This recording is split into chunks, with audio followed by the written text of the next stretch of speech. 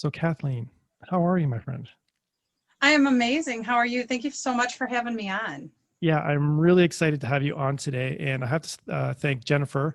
So a little shout out to Jennifer Passavant for connecting us. So Yes. I'm really fascinated about your topic of interest, like quantum shamanic intuitive healer. And then I was looking at other stuff. So like DNA upgrades, angelic braiding, uh, energy transfusions. Like this is just really cool stuff. Now, Yeah. from that perspective, maybe hmm if you can describe, okay, I think a lot of people understand the concept of shamanic, being a shaman or shamanic information. But hmm what is a quantum shamanic healer? What is that? Well, it's kind of like there's so many, everybody has gifts and abilities. And I naturally tended to gravitate towards the shamanic type of energy, going into the quantum state and seeing like a movie inside my head, the things that need to be worked on for someone, person, or the earth, whatever it may be. Because, healers are healers. We like to work with, you know, other people, help them um, to get rid of old vibrations that are keeping us down, that can look psychically like dense energy. To me, it looks like gray energy in someone's body or in their energy field or their auric field. And so I learned how to do medical intuition with Tina Zion, which is amazing, Love in Tina. Chicago. Yeah, Tina's amazing. And shout out to her because she's amazing. But I learned from her, and then I realized a lot of it was really shamanic. So I kind of went, I at first actually learned Reiki. That really opened me up and became a Reiki master. And then I would just get information and I had no clue of where it came from, of course. And then I went through the medical intuitive training classes and realized that a lot of it was shamanic techniques. So I would say I use a lot of shamanic techniques, but actually not only shamanic techniques, I learned them like as an outline, and then I let my guides take me from there. I took some shamanism classes, read a lot of books, and then my guides were just like, my spirit guides came in, my angel spirit guides came in, and they're like, all right, no more classes. We're going to teach you from here. So the way I do things and the way I see things is sometimes maybe a little out there for people, but it is totally natural for me. And I can see into a quantum state, where I take people, through lifetime to lifetime to do clearings and healings and through the etheric field. So that's what I mean by shamanic. I kind of work with spirit animals. I learned how to do all of this, the journeys, and I actually take people into journeys and help them heal, because really, people are their own healers. I just kind of guide them with my intuition. I'll just put it that way. So I Yeah. combine the shamanic techniques, medical intuitive, Reiki, quantum energy healing, which to me, that just means going into that quantum state or that deep state of being able to see psychically in my mind, or use all of your senses to help someone, even myself at times, to move forward, release old dense energies and old belief systems, and move forward into the new higher vibration energies. Yeah. And that was something I wanted to discuss too, as well, is talk about higher vibrational energies. But Mhm. yeah, because a lot of people, they talk about quantum field. Now, I'm not a sciencey guy. I mean, I have an understanding about the quantum field. So maybe Right. just touch on, just maybe describe that, because I think that may lose a lot of the listeners, and they kind of say, "What is she talking about? The quantum field state? What are you hmm talking about with that?" It's if you can imagine, everyone has psychic abilities, and it's almost kind of like when you go into a dream state and you're in these journeys and doing all these different things. We can do those in the awake state also.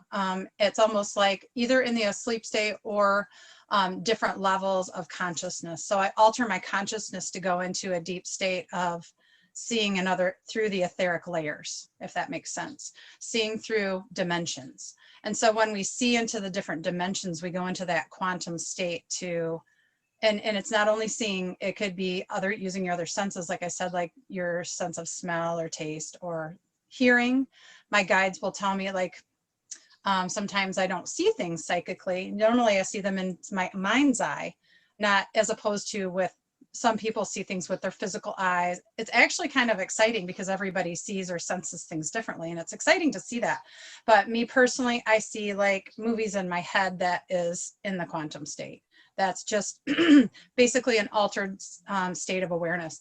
And which is funny because I always did these things and didn't realize it. Like I would zone out in school all the time, you know, and when I was in school zoning out, I'm like, do, and my brain is somewhere else. It's, you know, when we do the squirrel, that's where we're going. We're actually we're going into an altered state of consciousness. And that's what the quantum state is to me. Okay.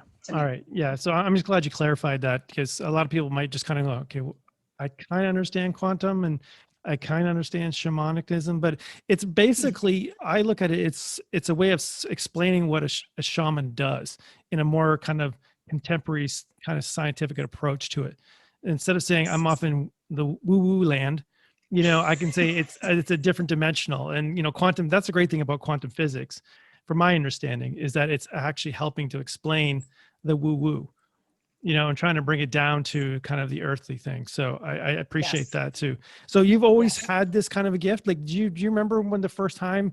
I've talked to other healers where it's like they're 8 years old and next thing you know, they're astral traveling and they're doing all these crazy stuff. Do you remember when the first time you had a kind of out of body quantum field experience? I would say I had them all through my growing up stages, and I closed them up like most of us do because we're born open, and I closed them up. I don't remember the earliest stages, but I do remember when I was probably in either middle school or high school.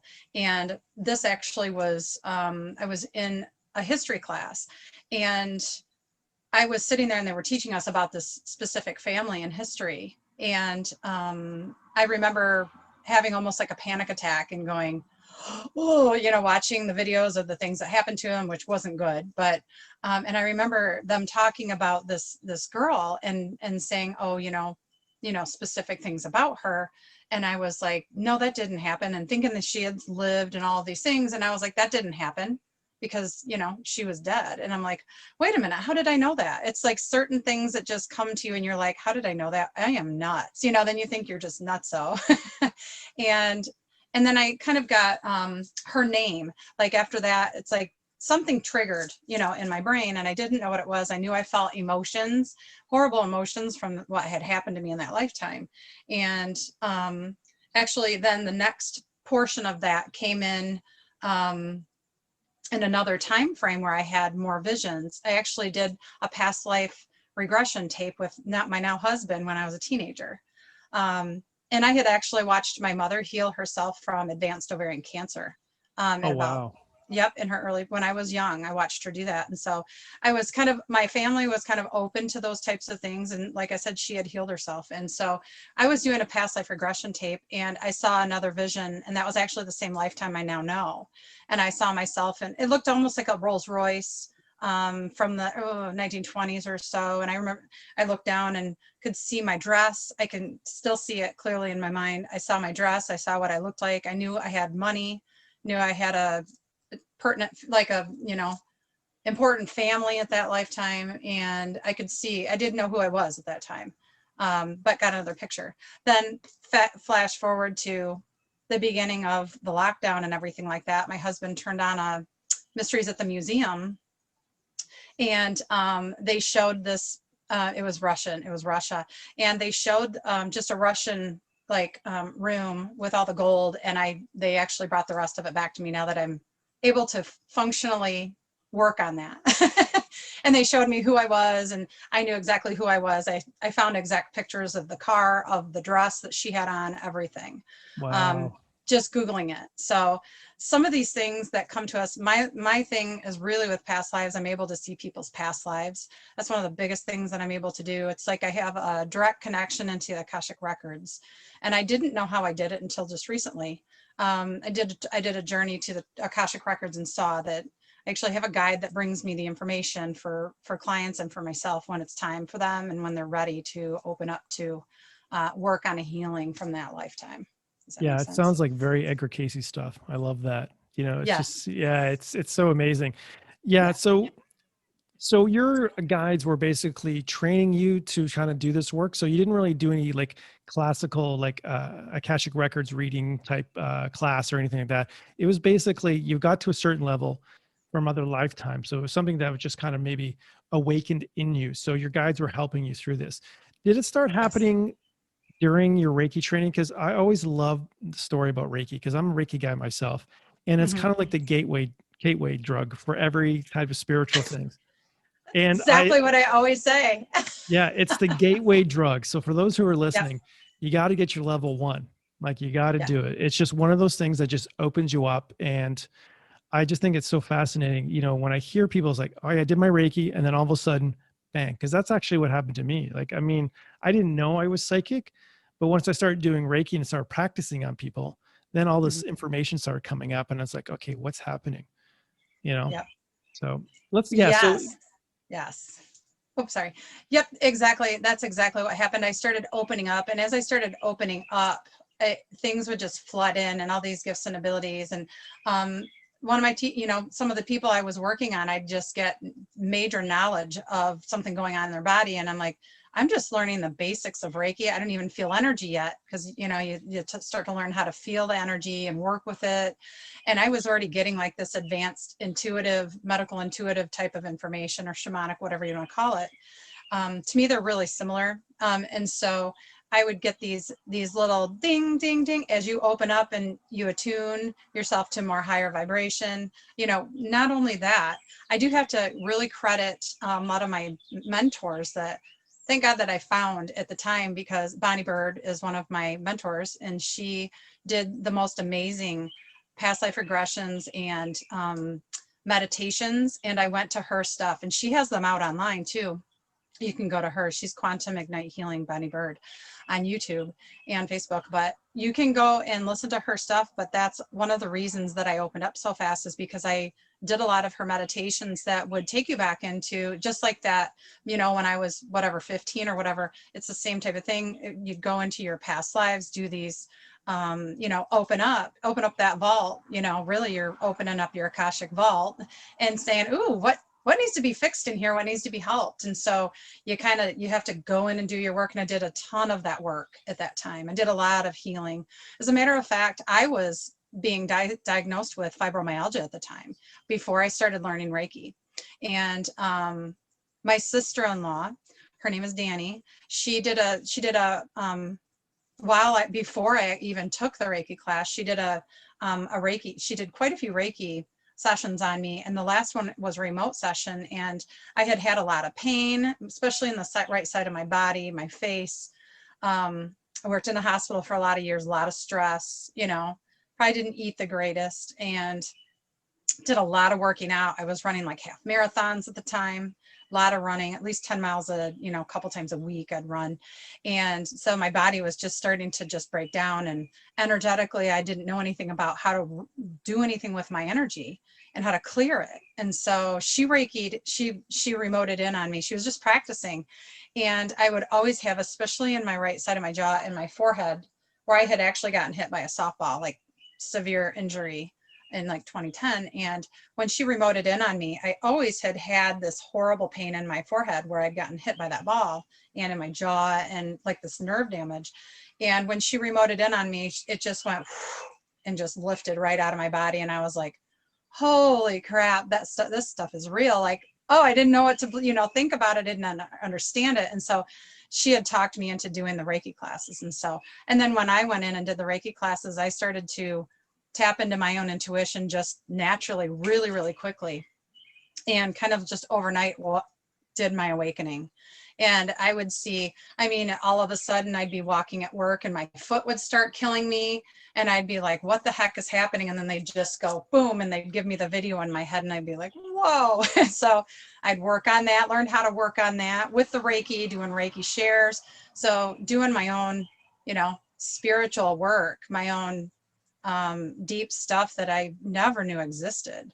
And that's what we do with people, is like what I do is I go in and help people to lift up all that gunk that they have in their Akashic record, in their past lives, or I call them really parallel lives, because really we're kind of living them all at the same time, and help them to get rid of, like, clear it up, And I'm a little bit different. Normally people will take, they'll do a version of taking them into a past life, you know, via um, deep meditations or, you know, hypnosis. And I actually can do that too. I ended up going back and getting my certifications in those, but I realized after I'd been doing it for a while, my version is I take them in with my sight and their sight, and I kind of work with them together to, we dive into the past lives or into the book or whatever, go into that lifetime, and we journey back to that lifetime through the tube of time and space. And when we get into that lifetime, we help work on maybe rewriting or helping heal them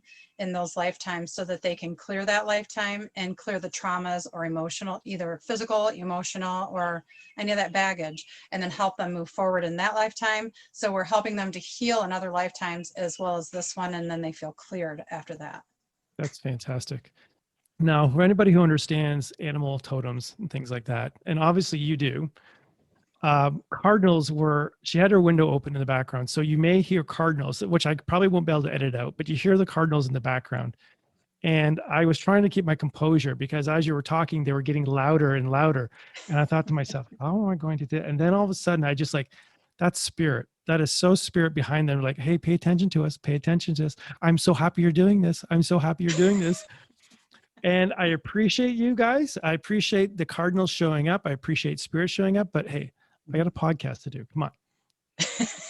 We can do this afterwards. But it's been so fun. It's so amazing. You know, it's interesting what you talked about Reiki, and so many people I've known had that kind of mystical experience. I know an acquaintance of mine, her sister, or sorry, my acquaintance girlfriend's sister was in the hospital, and she basically started giving her Reiki. I think she had either a hysterectomy or something, that she had some surgery. And the first time she did Reiki on her, she left her body. She actually left her body, went out, stood beside her sister, and looked down on herself. And ever since then, she can do this crazy healing stuff. So it's always so fascinating.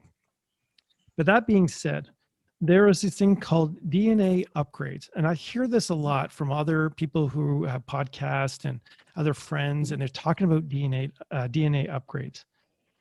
What is these DNA upgrades? Because I really don't know. I mean, I kind of get it, but I'm not in the know.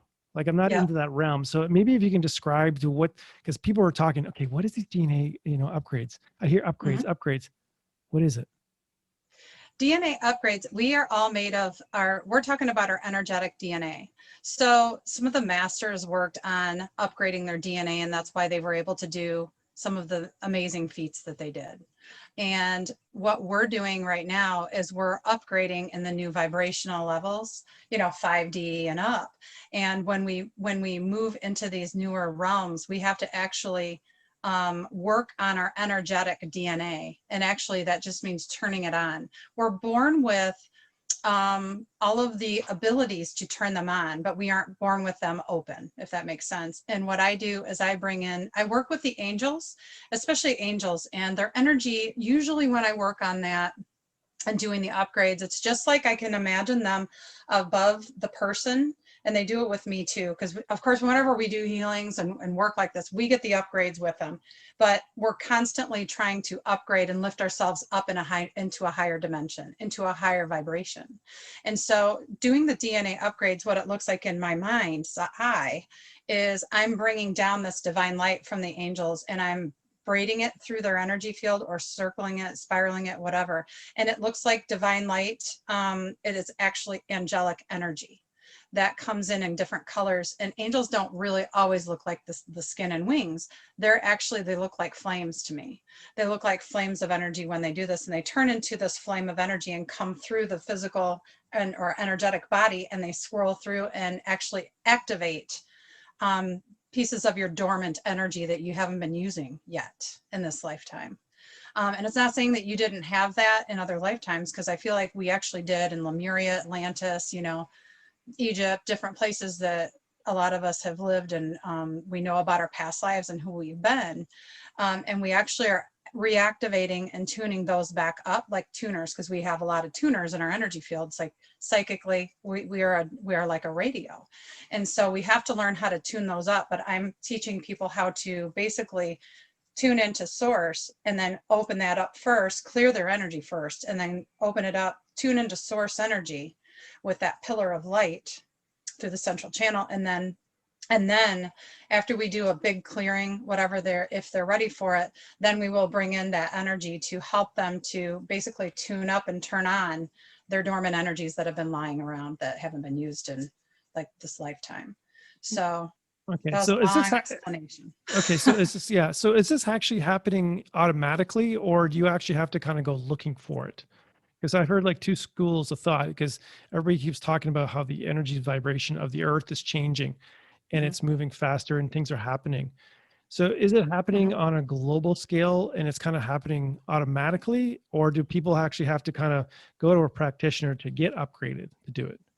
Both. It's funny because while you're talking, spirit's talking to me and they're like, it's both. So we are already doing this ourselves. And we're actually being pushed forward whether we want to or not, especially people who aren't really ready to awaken or believing any of this stuff. They're like, no, that's just a crock, whatever. It's a bunch of BS. And then, but they're being thrust forward and they're starting to see spirit and they're starting to sense things and thinking, oh, I'm nuts. Is this schizophrenia? What's going on? That's kind of what it feels like, but it's not. It's just you starting to open up. And that's what it feels like when you first start getting thrust into it. I kind of felt that when I started hearing my mother talking to me and all this stuff. So that type of stuff, I was working on upgrading myself. I was working on opening up. Bringing Reiki attuned helps you, just learning how to open up your crown and align into source energy will help you do that. And it kind of lifts you up in energy, but also going to practitioners and different people, like even friends that do trades and things like that. We all have like a node and a null that activates each other when we come together, and it twists together and we actually activate each other. So just like me and you talking today, we're doing activations on each other without even knowing it. But I also take it to the next level where I actually bring in a higher vibration with the angels to actively turn on extra of those DNA molecules. So we're I don't know if that's the right word for it, DNA molecules, but activating the DNA. They say it's like an activation that I'm doing, that I'm actually channeling. I'm not doing it. Spirit's channeling it through me, and we're just bringing it down. So I am just the center piece of the Oreo. I'm the middle of the Oreo sandwich. So, you have, Father Sky or Father God, whatever people believe in, source energy. And then you have the mother, which is the divine mother part of that energy, part of that source energy. And we are the ones in the center that help bring that energy together for the people here in this level, because this is the harshest plane right here, is the one we're living in. And so we're helping to guide them forward and help them to lift out of the muck, basically, and tune into more of their higher vibrational energies. So that's what that's doing. It's if you can imagine, it's like really tuning them into their source energy, which is what they are in the first place. Okay, I'm glad you explained that. Mm-hmm. Yeah, because sometimes a lot of people can't grasp that, especially because I have again, part of this channel is I have a lot of listeners who are at that stage where they're kind of searching for information and they're Mm-hmm. looking for a quality source, and they hear these certain things from their friends because one friend's kind of awakening Mm-hmm. and the other friend really doesn't know much about it, but they're just awakening. So it's always nice to have that type of information. So Mm-hmm. basically, the angelic energy that you're using is Mm-hmm. basically kind of supercharging Yes. the DNA. So you're just kind of like it's adding it. It's like a firmware. Like you're upgrading the firmware on your computer, and we're just Yes. getting a basic. It's already there. We're just kind of Mm-hmm. updating it to align with the better energies that's coming forward. That's true. And it's helping you to align to a higher vibration so you can access more of your innate abilities. That we're all psychic, we're all born that way. We all have major gifts and abilities. We tend to turn them off when we're a child because we're learning from society that, oh, this isn't real. Get out of your head. Quit imagining things. guess what? Your imagination is your psychic ability. And if we would all have been taught that when we were children by society, what a difference we would have, what a different planet we would be living on right now. So we kind of have to open back up. It's like opening that lotus flower in the top of our head and in our energy. When we open those back up and connect up into that source energy, the sky is the limit. There's just no end to the possibilities of the divine energies that you can connect with and work with. And so also, I help people a lot to connect with their spirit guides that'll help guide them, because we all have spirit guides that work with us, and spirit animals, divine, also, like different types of spirit animals, not just totem and spirit animals, but more divine animals like dragons and things like that, that we all think are woo-woo or really, wild and crazy. But there's different aspects of different things that when you allow yourself to just use your imagination, you can connect into, and they are divine helpers, just like the angels are. There's, all kinds of different things that are around. If we would just relax and quit thinking, oh, this is just hogwash. Oh, no, just use your imagination and let it run wild. Go out in nature and sense that there are fairies and there are fae and there's all kinds of different beings out there. They're just interdimensional.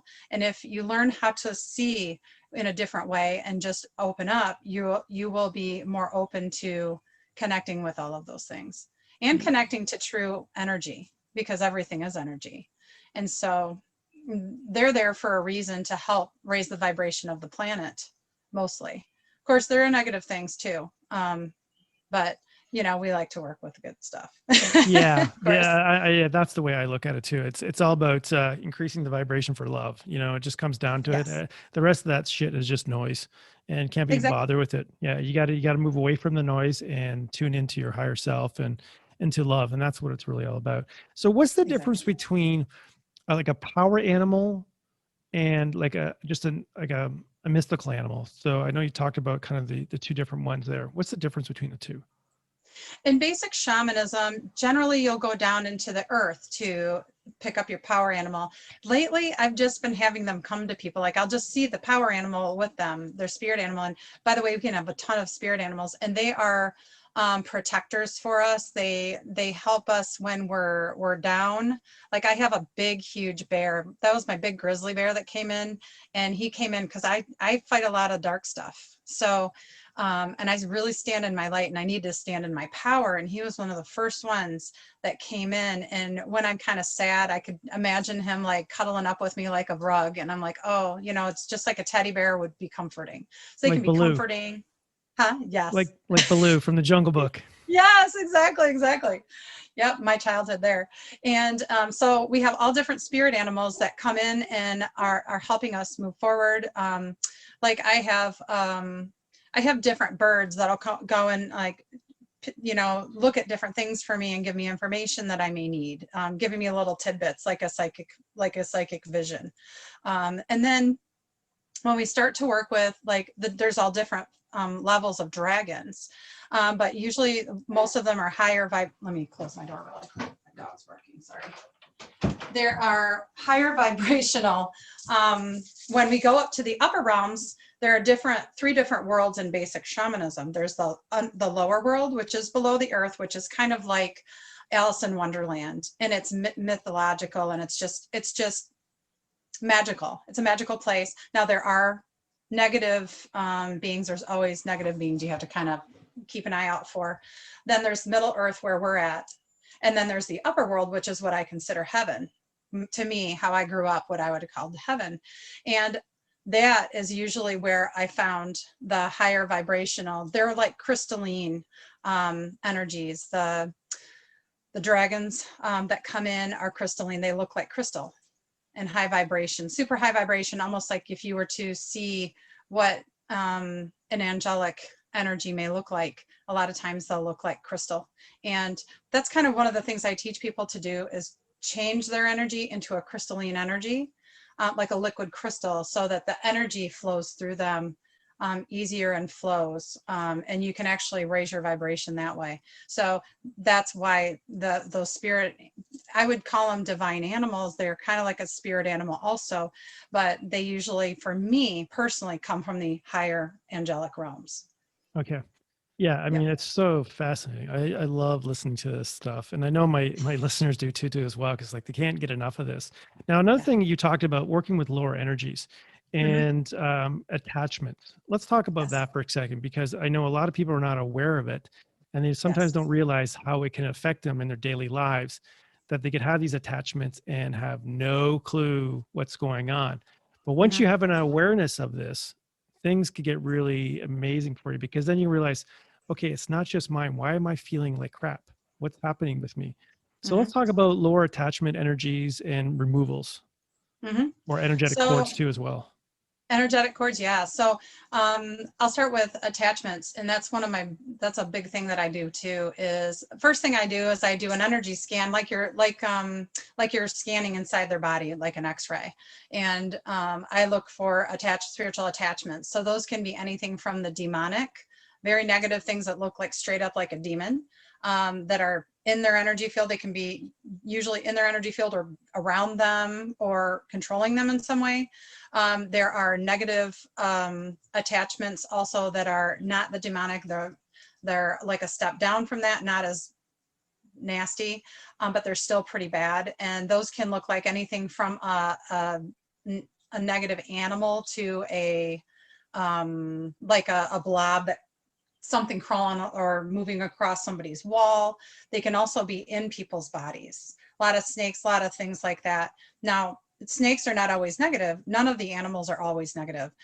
All animals can be, everything can be positive and can be a negative. So if I see them as a dark black entity, and especially if it comes, when I see them in somebody's energy field and it like shows teeth at me or comes at me, I know it's not a good thing. And so the other things are thought forms, and those are things that we can create with our thoughts and emotions, and that's energy that we create, and that looks like a gray cloud, and that can get to almost, we can actually create thought monsters from that too. That's the best word they used lately, is they told me to call them thought monsters, because they can become like a monster, and it's from your own emotions, and that'll weigh you down heavily. Then there also can be attachments of people in spirit that haven't crossed over to the light. So people who are more in a dense energy and haven't decided to cross the threshold to the upper realms of heaven, of what I would say, they tend to hang around people. They can affect their moods. They can even embed into their energy field. And that's not positive for them, because they feel the emotions and the issues that they had from life, and they still are holding those emotions. Sometimes people can be not meaning to be negative, but almost loving that person and trying to help them. And actually, when they're in their energy field, if they haven't crossed over, and I call it being sparkly, if they haven't crossed over yet to the higher vibrations, if they've chosen not to, because they choose to or choose not to, when they are attached to that person, they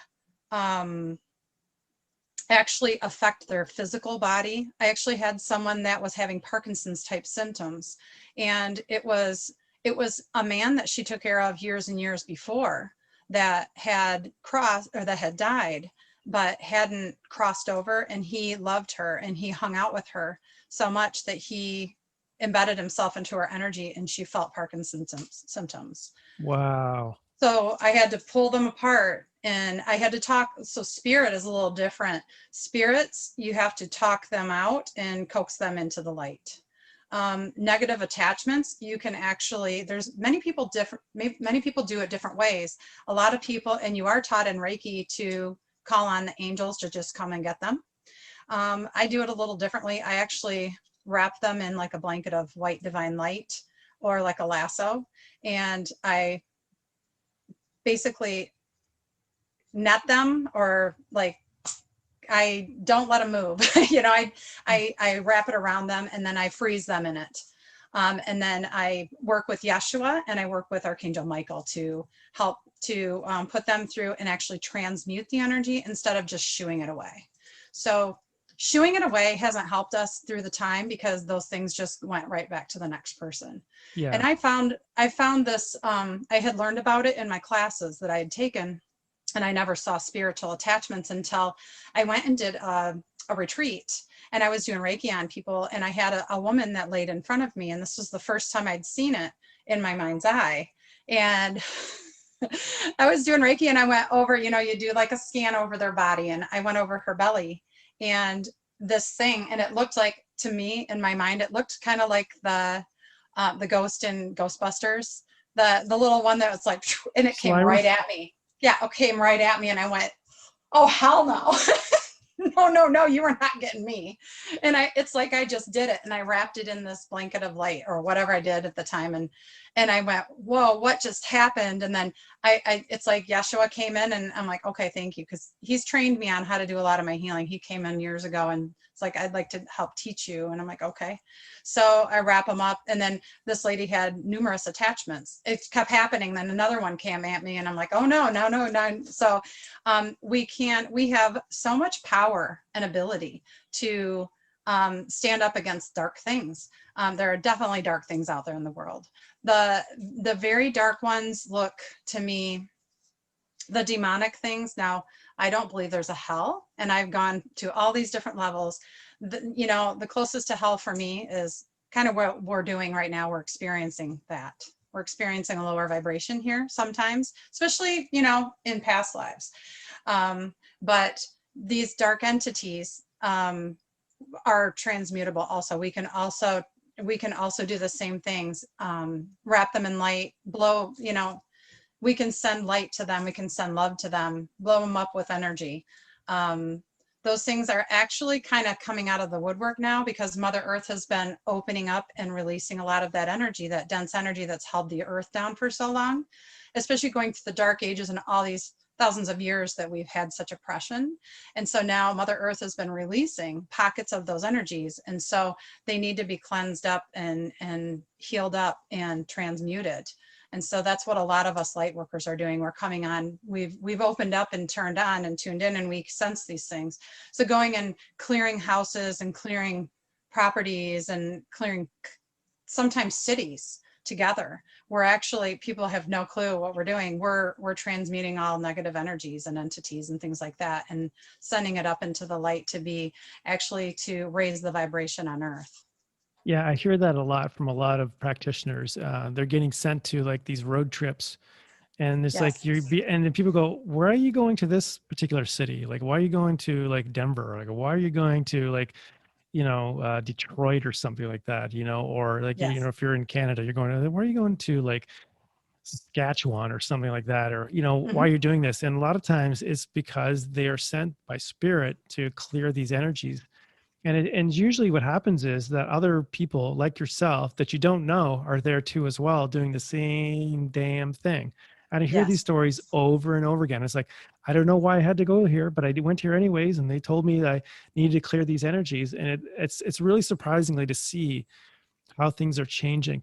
Now, with your information, are you noticing there are certain countries and certain things that are, more that need more healing work done? Most definitely. And I feel like the cool thing is about that is, just like you were talking about, different light workers are being drawn to do things in different places. And I feel like we don't have to be there in person. We can do the energy work from a distance. So if you can't go to those places, you can definitely do the work from afar. And I have seen that a lot. I've done a lot of work where, I'll talk to one of my friends that's woo woo, as you called it, that's open psychic, and we're being drawn to do this deep energy work. I've done work in like where Atlantis was, like all different places of the earth, and I'm drawn to different places. So yes. That is a place that I've done a lot of work. And I know a lot of people probably have, because of things that had happened there. It kind of turned south in Atlantis. But let's see, for me, it's funny because some of the places that I worked on, I went to Hawaii for my 25th anniversary with my husband and did a ceremony there for our 25th anniversary. But the whole time I was there, I was doing energy work. The whole time I was like opening up portals and helping people go to the light. And I was like doing this work and angry ones. And, and then I've noticed that every time I went on vacation, it was like, geez, I don't get a vacation anymore. I just doing energy work. But yeah, I did a lot of work in Atlantis. A lot of places that have low vibration and everybody knows it. A lot of different countries, people are sending energy to them, even if you can't go, because it needs to be cleaned up, needs to be transmuted. Yeah, it's amazing how much healing is. A lot of stuff is bringing to the surface, and it's amazing. In both of our countries, in the U.S. and Canada, a lot of Mhm. stuff. So, but all over around the world too, as well. You just can't deny it. You sit back, and it's just like this weird, creepy show that's just being played in front of you, and you're going, I can't believe this is going on still. But it needs to be Yes. addressed, and and it's very horrific in a lot of circumstances what's happening. Yeah. But that's part of the healing process. You got to get the junk out. You got to expose it. You got to kind of see what's going on. And Hmm. I commend you guys for doing that type of work. It's really important stuff, and it doesn't get really a lot of recognition. Hmm. I mean, not in this lifetime, maybe in the next couple ones, whatever.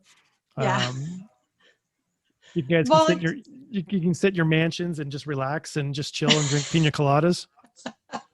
yeah, I'll do that next time. That's the next agreement, right? Right. Right. You can have your place in Hawaii there, and you can basically just chill out and watch the world go by, and you can just be happy and it's like, hey, I don't have to work anymore. I did my work, 2 lifetimes Yeah. ago or 4. Oh yeah. Well, you know what? We're moving towards that, and that it's going to take a while, but that's why we're doing the grunge work right now. We're digging deep.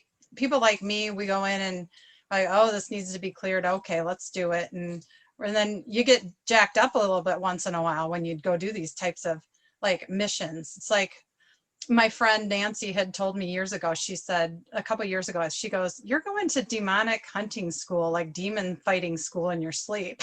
Like, oh my God, you're right. No wonder I'm so exhausted. Like, and it's like we're being trained to do these things in other realms in our sleeping time.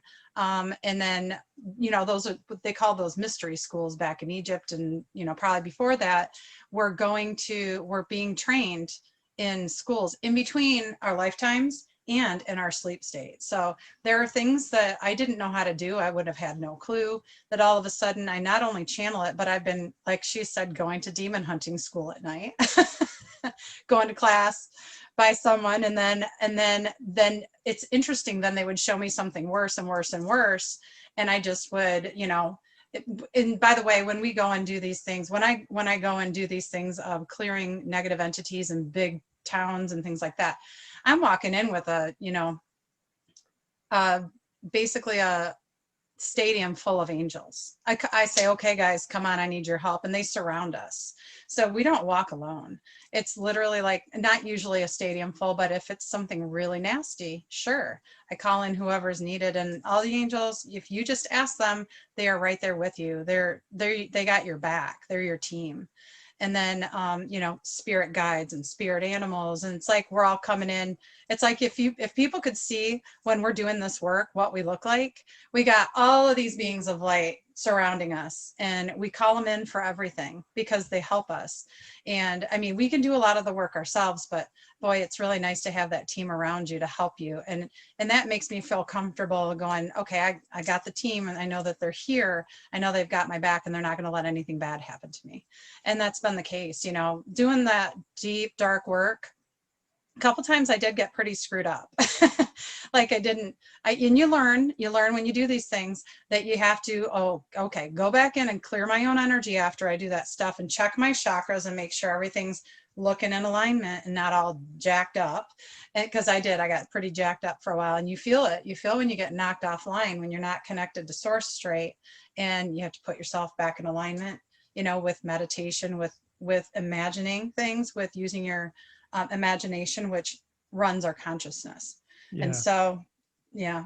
So I would just say, if people are doing that work, just make sure you take care of yourself too, because any of the stuff, you have to do a lot of self hygiene to keep yourself in tip top shape at all times, because you have to be on your toes at all times. Yeah, that is so true, and I can speak from experience on that too. I didn't when I first learning Reiki, it had this whole idea that I was going to heal the world, and this is my mission, stuff like that, and I Hmm. fundamentally didn't take care of myself. So I know exactly. I used to work at a cancer support center, Hmm. and I'd feel great internally in my heart because I knew I was doing something helpful. Hmm. But I was getting so sick all the time. And even Hmm. working, I was on my Reiki practice, I was getting sick all the time. In my Hmm. heart, I kind of felt good because I knew I was helping out. But boy, like as I got done, I couldn't understand it until years later. Hmm. And then I figured it out. It's like, oh yeah, I'm just absorbing like a sponge. And that's, once I realized I was an empath too, it didn't really didn't help anything. Exactly. And I worked for 20 years in a hospital as a scheduler, and I was constantly talking to sick patients all day.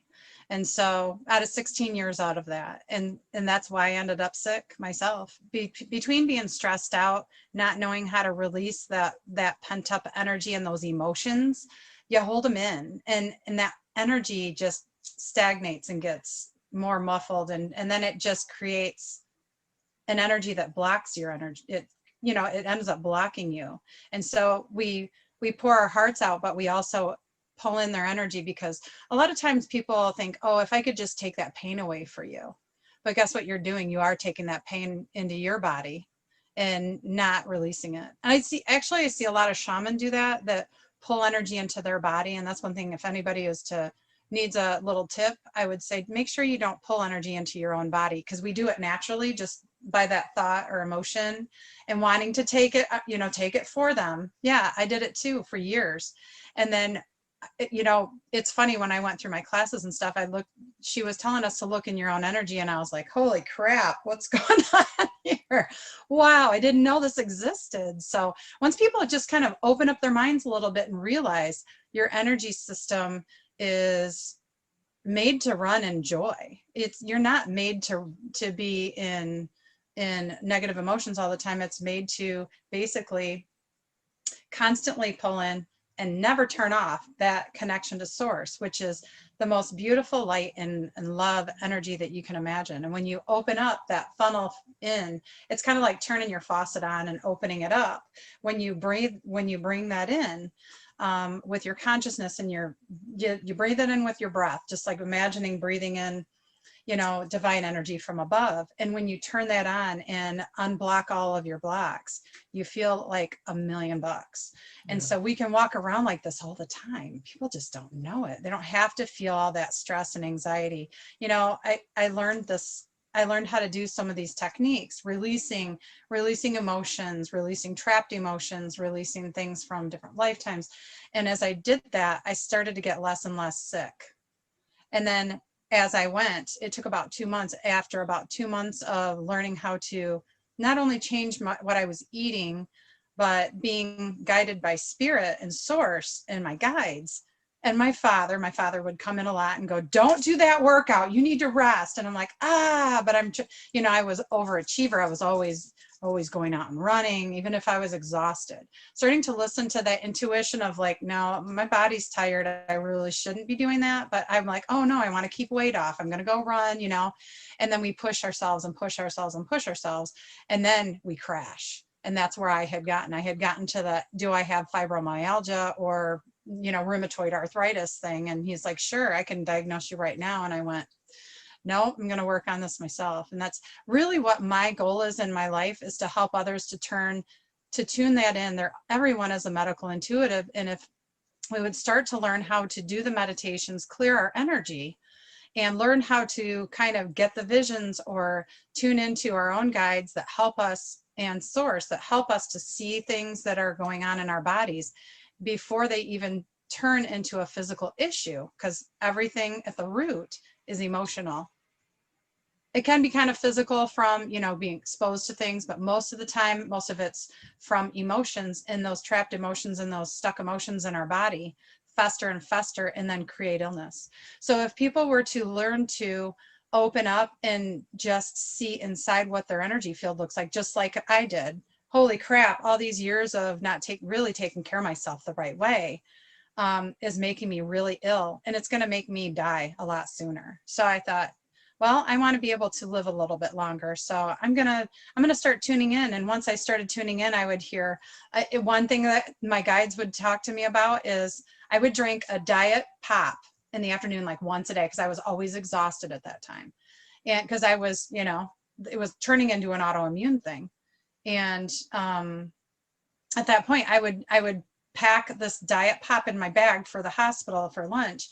And I would hear, don't pack that. And I would be like, oh, what is that? I didn't even know. And I'd be like, whatever. And I'd do it. And then every morning I'd hear, don't pack that. Don't drink that. And it got to the point where it would get louder and louder and louder. And I'm like, what is going on? And I finally stopped drinking the diet pop. By the way, I would not recommend drinking diet anything. And once I stopped doing that, a lot of the aches and pains went away. So, wow. Just listening to our guides, even if we don't realize who they are, it's just that sometimes that little voice in our head that goes, don't do that. This is making you sick, by the way. And you're like, oh, crap, I guess it is. True. It's so amazing that we have this intuitive abilities to ourselves. And it's Mm-hmm. interesting, you probably see with people that you see and the people I do readings for, a lot of times I'm just confirming what they already knew.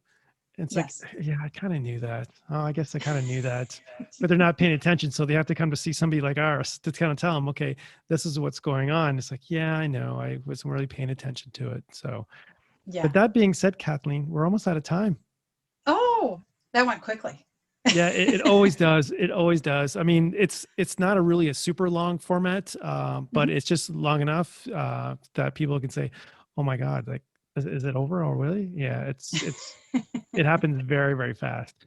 So if Yes. people were looking for you, Kathleen, and they want some training, they want a healing Mhm. session, where can they Mhm. find you on the World Wide Web? Yes, they can go to healingwithmedicalintuition.com. That's my website. I also have a YouTube channel, and that's under Kathleen Sherman, Shamanic Medical Intuitive. I have a whole bunch of free information out there. If you want some information about, like, even I have a clearing out there. I have some clearings. I have some activations, all kinds of different things that are free for people. And then, yeah, so they can go to healingwithmedicalintuition.com, and I do offer readings. And then I offer private sessions, mentoring and tutoring sessions. So people can start to open up to their true authentic self, their divine self, and learn how to access the wisdom and knowledge from their guides and their higher self and all of those things. So, and I also do teach classes. I just finished up teaching a class. I've, kind of actually, Spirit was telling me the other day, I kind of created my own modality, really. So it's that combination of all the things. And I teach a class on that, and I'll probably start teaching another one, usually about an 8-week course in shamanism, medical intuitive, psychic medium, combining all of those, and hypnosis a little bit, and journeys, all kinds of really cool Mm, stuff. Yeah, I that I've like channeled. that. And I'll be starting another one probably late fall. Okay, hmm that sounds fantastic. I'll have all the information in the description below. So I really think that course that sounds fun. That sounds Yeah, like, I mean, you're not just getting one course, you're getting like several courses in one. you That are. sounds, yeah, I mean, that's a bonus in itself there. Yeah. Um, thank you so much for being on the show today. And yeah, I really appreciate you taking the time to explaining all the amazing things that you do. I know you're going to be super busy after this. And again, thank Yes. you so much. Thank you so much for having me on. It was absolutely amazing. And I'm just going to close off the podcast now. So this has been the Metaphysical Mentor podcast with Michael Philpott. Thank you so much for joining me, and goodbye for now.